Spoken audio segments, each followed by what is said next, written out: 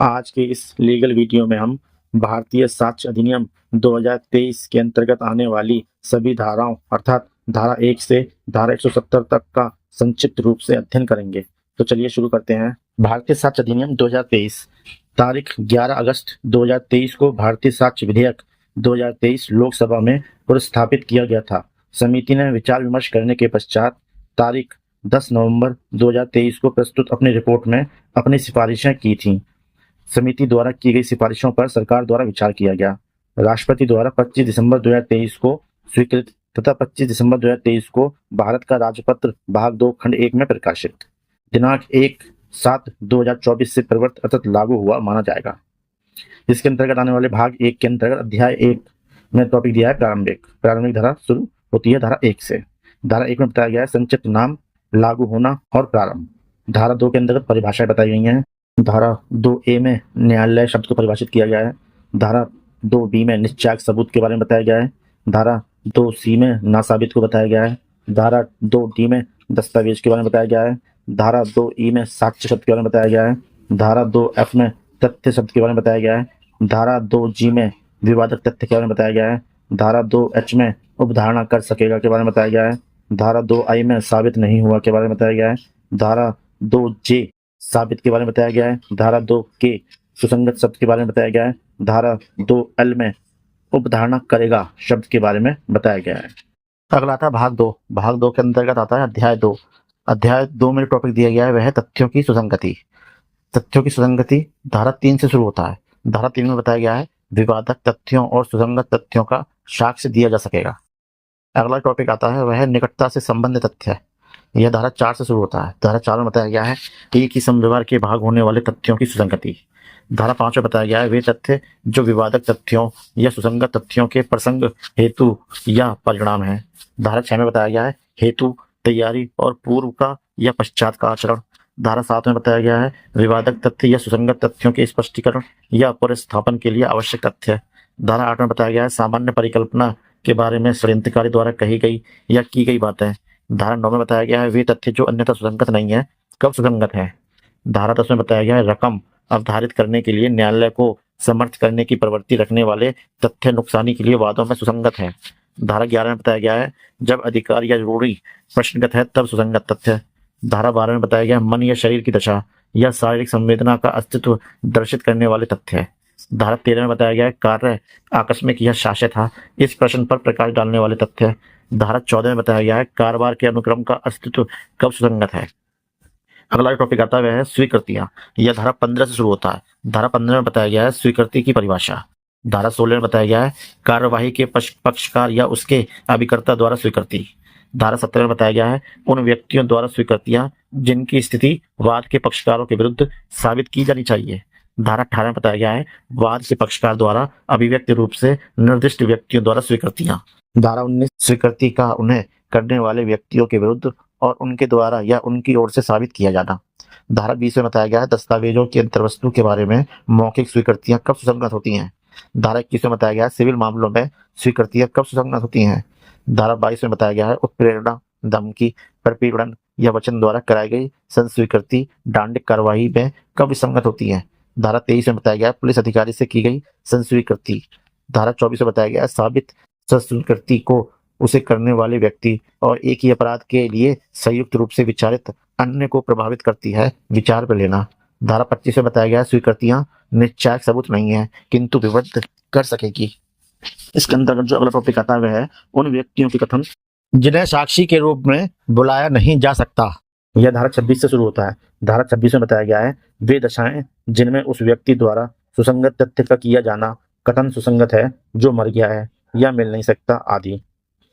धारा 27 में बताया गया है किसी साक्ष्य में कथित तथ्यों की सत्यता को पश्चातवर्ती कार्रवाई में साबित करने के लिए उस साक्ष्य की सुसंगति। अगला टॉपिक है वह है विशेष परिस्थितियों में किए गए कथन। यह धारा 28 से शुरू होता है। धारा 28 में बताया गया है लेखा पुस्तकों की प्रविष्टियां कब सुसंगत हैं।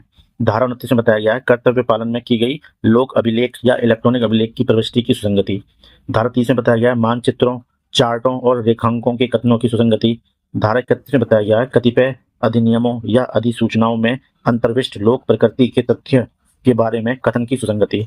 धारा 32 में बताया गया है विधि की पुस्तकों में अंतर्विष्ट किसी विधि के कथनों की सुसंगति जिसके अंतर्गत इलेक्ट्रॉनिक या डिजिटल प्रारूप भी है। अगला टॉपिक आता है किसी कथन में से कितना साबित किया जाएगा। यह धारा 33 से शुरू होता है। धारा 33 में बताया गया है जब कथन किसी बातचीत, दस्तावेज, इलेक्ट्रॉनिक अभिलेख, पुस्तक या पत्रों या कागज पत्रों की आवली का भाग है तब क्या साक्ष्य दिया जाए। अगला टॉपिक आता है न्यायालयों के निर्णय कब सुसंगत हैं। यह धारा 34 से शुरू होता है। धारा 34 में बताया गया है द्वितीय वाद या विचारण के वर्जन के लिए पूर्व निर्णय सुसंगत हैं। धारा 35 में बताया गया है सन प्रमाण आदि विषयक अधिकारिता के कतिपय निर्णयों की सुसंगति।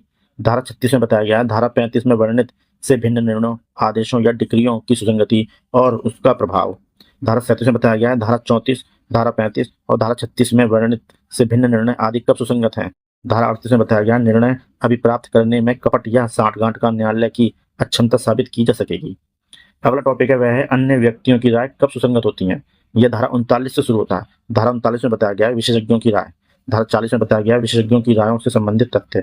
धारा 41 में बताया गया है हस्तलेख और हस्ताक्षर के बारे में राय कब सुसंगत है।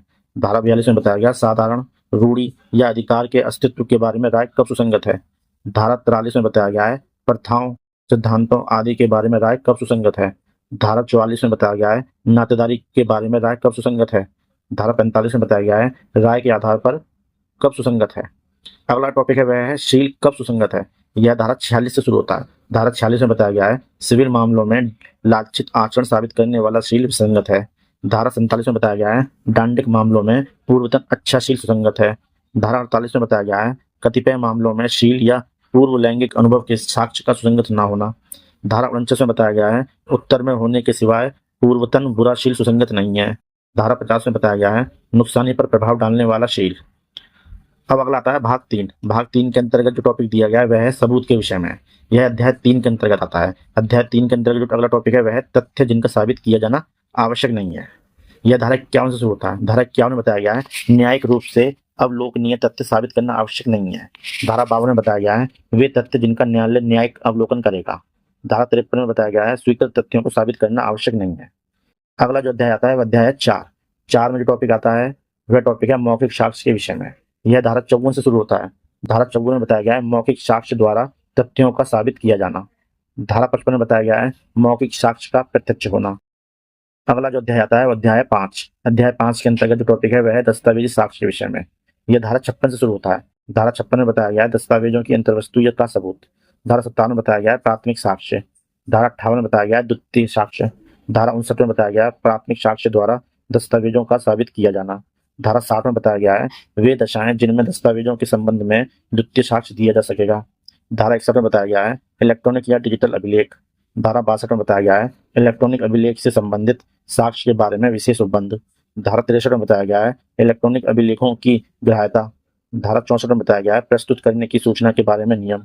धारा 65 में बताया गया है उस व्यक्ति के हस्ताक्षर या हस्तलेख का साबित किया जाना जिसके बारे में अभी कथित है कि उसने प्रस्तुत किए गए दस्तावेज को हस्ताक्षरित किया था या लिखा था। धारा 66 में बताया गया है इलेक्ट्रॉनिक हस्ताक्षर के बारे में सबूत। धारा 67 में बताया गया है ऐसे दस्तावेज के निष्पादन का साबित किया जाना जिसका अनुप्रमाणित होना विधि द्वारा अपेक्षित है। धारा 68 में बताया गया है जब किसी भी अनुप्रमाणक साक्षी का पता न चले तब सबूत। धारा 69 में बताया गया है अनुप्रमाणित दस्तावेज के पक्षकार द्वारा निष्पादन की स्वीकृति। धारा 70 में बताया गया है जब अनुप्रमाणक साक्षी निष्पादन से इनकार करता है तब सबूत। धारा 71 में बताया गया है उस दस्तावेज का साबित किया जाना जिसका अनुप्रमाणित होना विधि द्वारा अपेक्षित नहीं है। धारा 72 में बताया गया है हस्ताक्षर, लेख या मुद्रा की तुलना अन्य से करना जो स्वीकृत या साबित है। धारा 73 में बताया गया है डिजिटल हस्ताक्षर के सत्यापन के बारे में सबूत। इसके अंतर्गत अगला टॉपिक आता है वह है लोक दस्तावेज। यह धारा 74 से शुरू होता है। धारा 74 में बताया गया है लोक और प्राइवेट दस्तावेज। धारा 75 में बताया गया है लोक दस्तावेजों की प्रमाणित प्रतियां। धारा 76 में बताया गया है प्रमाणित प्रतियों को प्रस्तुत करने के द्वारा दस्तावेजों का सबूत। धारा 70 में बताया गया है अन्य शासकीय दस्तावेजों का सबूत। अगला जो टॉपिक आता है वह दस्तावेजों के बारे में अवधारणा है। यह धारा 78 से शुरू होता है। धारा 78 में बताया गया है प्रमाणित प्रतियों के असली होने के बारे में अवधारणा। धारा 79 में बताया गया है साक्ष्य आदि के अभिलेख के रूप में प्रस्तुत दस्तावेजों के बारे में अवधारणा। धारा 80 में बताया गया है राजपत्रों, समाचार पत्रों और अन्य दस्तावेजों के बारे में अवधारणा। धारा 81 में बताया गया है इलेक्ट्रॉनिक या डिजिटल अभिलेख में राजपत्रों के बारे में अवधारणा। धारा 82 में बताया गया है सरकार के प्राधिकार द्वारा बनाए गए मानचित्रों या रेखांकों के बारे में अवधारणा। धारा 83 में बताया गया है विधियों के संग्रह और विनिश्चयों की रिपोर्टों के बारे में अवधारणा। धारा 84 में बताया गया है मुख्तार नामों के बारे में अवधारणा। धारा 85 में बताया गया है इलेक्ट्रॉनिक करारों के बारे में अवधारणा। धारा 86 में बताया गया है इलेक्ट्रॉनिक अभिलेखों और इलेक्ट्रॉनिक हस्ताक्षरों के बारे में अवधारणा। धारा 87 में बताया गया है इलेक्ट्रॉनिक हस्ताक्षर प्रमाण पत्रों के बारे में अवधारणा। धारा 88 में बताया गया है विदेशी न्यायिक अभिलेखों की प्रमाणित प्रतियों के बारे में अवधारणा। धारा 89 में बताया गया है पुस्तकों, मानचित्रों और चार्टों के बारे में अवधारणा। धारा 90 में बताया गया है इलेक्ट्रॉनिक संदेशों के बारे में अवधारणा। धारा 91 में बताया गया है प्रस्तुत नहीं किए गए दस्तावेजों के सम्यक निष्पादन आदि के बारे में अवधारणा। धारा 92 में बताया गया है 30 वर्ष पुराने दस्तावेजों के बारे में अवधारणा।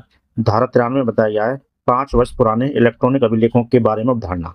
अध्याय 6 के अंतर्गत टॉपिक दिया गया वह दस्तावेजी साक्ष्य द्वारा मौखिक साक्ष्य के अपवर्जन के विषय में। यह धारा 94 से शुरू होता है। धारा 94 में बताया गया है दस्तावेज के रूप में लेखबद्ध संविदाओं, अनुदानों और संपत्ति के अन्य वयनों के निबंधनों का साक्ष्य। धारा 95 में बताया गया है मौखिक करार के साक्ष्य का अपवर्जन। धारा 96 में बताया गया है संदिग्ध दस्तावेज को स्पष्ट करने या उसका संशोधन करने के साक्ष्य का अपवर्जन। धारा 97 विद्यमान तथ्यों और दस्तावेज के लागू होने के विरुद्ध साक्ष्यों का अपवर्जन। धारा 98 विद्यमान तथ्यों के संदर्भ में अर्थहीन दस्तावेज के बारे में साक्ष्य। धारा 99 में बताया गया है उस भाषा के लागू होने के बारे में साक्ष्य जो कई व्यक्तियों में से केवल एक को लागू हो सकती है। धारा 100 में बताया गया है तथ्यों के 2 संवर्गों में से जिनमें से किसी एक को भी वह भाषा पूरी की पूरी ठीक ठीक लागू नहीं होती, उसमें से एक को भाषा के लागू होने के बारे में साक्ष्य। धारा 101 में बताया गया है अपठनीय लिपि आदि के अर्थ के बारे में साक्ष्य। धारा 102 में बताया गया है दस्तावेज के निबंधनों में फेरफार करने वाले करार का साक्ष्य कौन दे सकेगा। धारा 103 में बताया गया है भारतीय उत्तराधिकार अधिनियम के वसीयत संबंधी उपबंधों की व्यावृत्ति।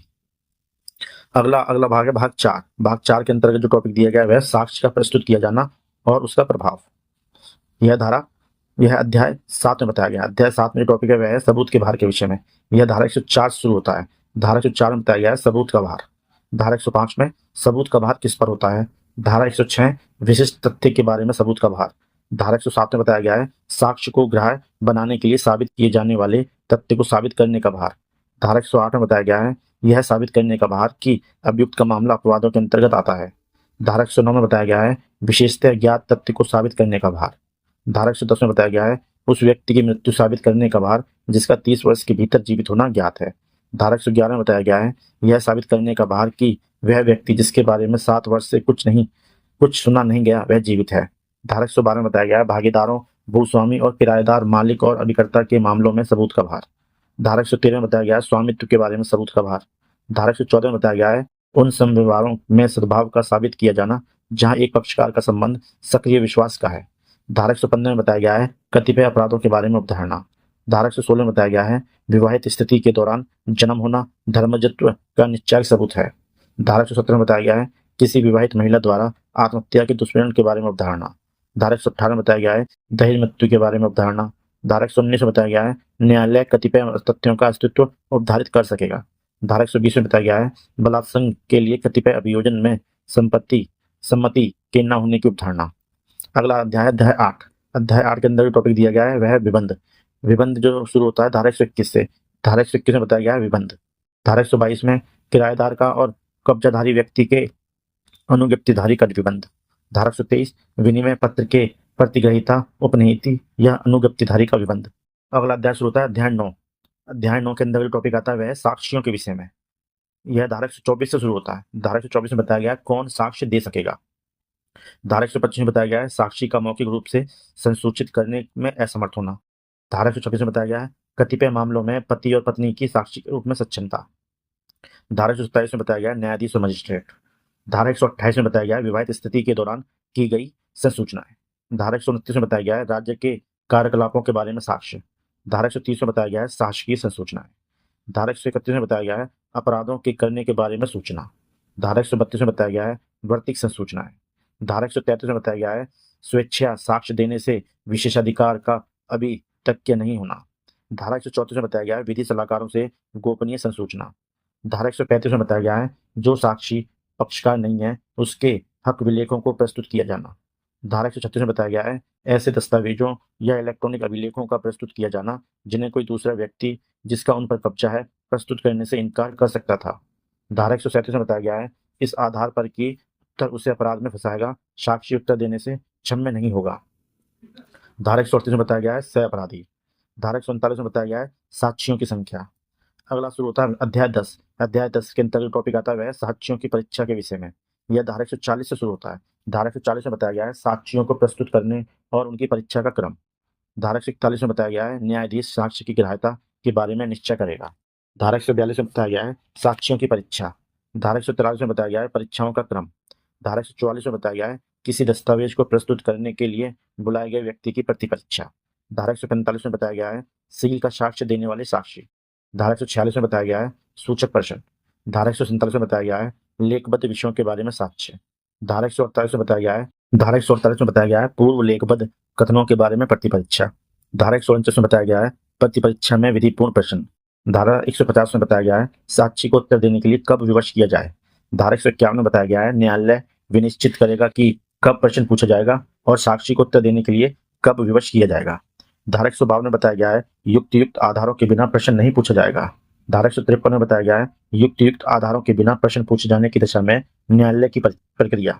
धारा 154 में बताया गया है अशिष्ट और कलंकात्मक प्रश्न। धारा 155 में बताया गया है अपमानित या क्षुब्ध करने के लिए आश्रित प्रश्न। धारा 156 में बताया गया है सत्यवादिता परखने के प्रश्नों के उत्तरों का खंडन करने के लिए साक्ष्य का प्रवर्जन। धारा 157 में बताया गया है पक्षकार द्वारा अपने ही साक्षी से प्रश्न। धारा 158 में बताया गया है साक्षी की विश्वसनीयता पर अधिक्षेप। धारा 159 में बताया गया है सुसंगत तथ्य के साक्ष्य की संपुष्टि करने की प्रवृत्ति रखने वाले प्रश्न क्या होंगे। धारा 160 में बताया गया है उसी तथ्य के बारे में पश्चातवर्ती अभिसाक्ष्य की संपुष्टि करने के लिए साक्षी के पूर्वतन कथन साबित किए जा सकेंगे। धारा 161 में बताया गया है साबित कथन के बारे में जो कथन धारा 26 या धारा 27 के अधीन सुसंगत हैं कौन सी बातें साबित की जा सकेंगी। धारा 162 में बताया गया है स्मृति ताजा करना। धारा 163 में बताया गया है धारा 162 में वर्णित दस्तावेज में कथित तथ्यों के लिए परिसाक्ष्य। धारा 164 में बताया गया है स्मृति ताजी करने के लिए प्रयुक्त लेख के बारे में प्रतिपक्षी का अधिकार। धारा 165 में बताया गया है दस्तावेजों का प्रस्तुत किया जाना। धारा 166 में बताया गया है मंगाए गए यश और सूचना पर प्रस्तुत किए गए दस्तावेज का साक्ष्य के रूप में दिया जाना। धारा 167 में बताया गया है सूचना पाने पर जिस दस्तावेज के प्रस्तुत करने से इनकार कर दिया गया है उसको साक्ष्य के रूप में उपयोग में लाना। धारा 168 में बताया गया है प्रश्न करने या प्रस्तुत करने का आदेश देने की न्यायाधीश की शक्ति। अगला अध्याय शुरू होता है अध्याय 11। अध्याय 11 के अंदर जो टॉपिक आता है वह है साक्ष्य की अनुचित स्वीकृति और अस्वीकृति के विषय में। यह धारा 169 से शुरू होता है। धारा 169 में बताया गया है साक्ष्य की अनुचित स्वीकृति या अस्वीकृति के लिए न्याय विचारण नहीं होगा। अगला अध्याय 12। अध्याय 12 शुरू होता है धारा 170 से। धारा 170 में बताया गया है निरसन और व्यावर्ती। दोस्तों उम्मीद करता हूँ ये टॉपिक आपको पसंद आया होगा। आपकी सहायता एवं सहूलियत के लिए इस टॉपिक का पीडीएफ लिंक वीडियो के नीचे डिस्क्रिप्शन में है। आप चाहे तो वहां से पीडीएफ फाइल डाउनलोड कर सकते हैं। साथियों अगर वीडियो पसंद आए तो लाइक और सब्सक्राइब कीजिए।